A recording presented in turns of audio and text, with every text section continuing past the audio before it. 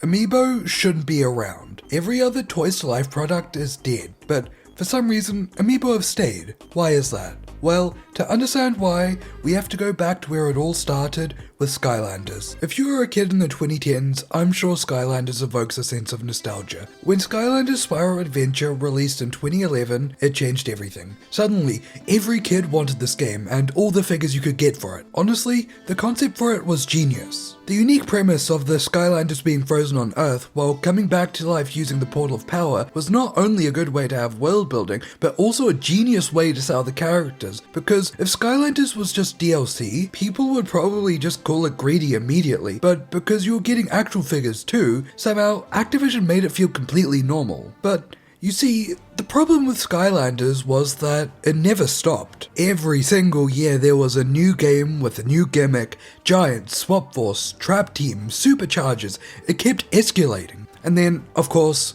every other company was wanting a piece of the Toys to Life pie. Disney Infinity, LEGO Dimensions. Suddenly, Toys to Life was everywhere. But most of them didn't really have much of a hook beyond the figures themselves. With Disney Infinity, I don't think there was really a gimmick besides you knowing the characters. Like, oh my god, I can play as Spider-Man or Anakin Skywalker, as if I can't do that in a million other games. And LEGO Dimensions was cool in theory, but at some point it was getting so expensive that honestly you were better off buying a different LEGO game, or better yet, buying actual LEGO. Eventually, people got tired of it. The constant gimmicks, the yearly releases, the expensive figures. By the end of the 2010s, Toys to Life was basically dead, except for one. Amiibo. These things released in 2014, right in the middle of the Toys to Life craze, but there was something different with Amiibo compared to other Toys to Life competitors, and that was that they never required a starter pack. You would just scan it on the Wii U gamepad or the new 3DS systems. They also did release an NFC reader for the old 3DS systems, but even that was cheaper than what Skylanders or Disney Infinity were going for. When they first released, they were made for Super Smash Bros. For Wii U and 3DS, where you would get to train your Amiibo fighter. It's kind of like a little bit of side content for the people who bought an Amiibo. And the cool thing about this was that Amiibo support wasn't only in Super Smash Bros. It was in many other games like Mario Kart, Splatoon,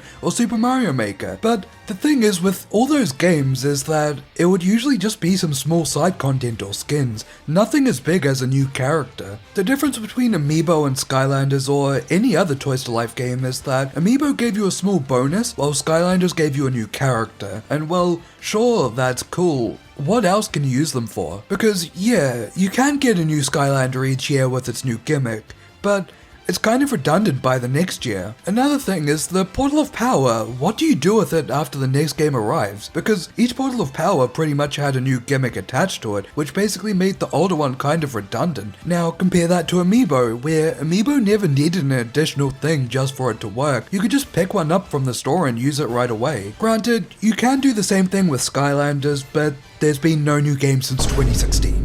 Another difference between Amiibo and Toys to Life characters is the characters themselves. With Skylanders, there were mostly original characters besides a handful of characters like Spyro, Crash Bandicoot, or Bowser. And while Disney Infinity had Disney characters, it's not like the collectors were going out of their way to get the figures. And that even goes for LEGO Dimensions. Like, sure they can be used as actual minifigures, but I don't think anyone is going out of their way to get a specific minifigure. The problem with other Toys to Life figures was that if they were based on existing properties, there were probably better actual figures you could get of the character for the same price. Or if it's an original character, then why would I get it? There's no attachment or nostalgia to that character. While with Amiibo, everyone would at least know one character. Like, come on, you're telling me you don't know Mario? Some of the biggest characters in gaming have been turned into an Amiibo. And it was even great for the more less popular series too. Because have you seen any Earthbound merch that's readily available to buy that's not the NES or Lucas Amiibo? I thought not. So, in conclusion,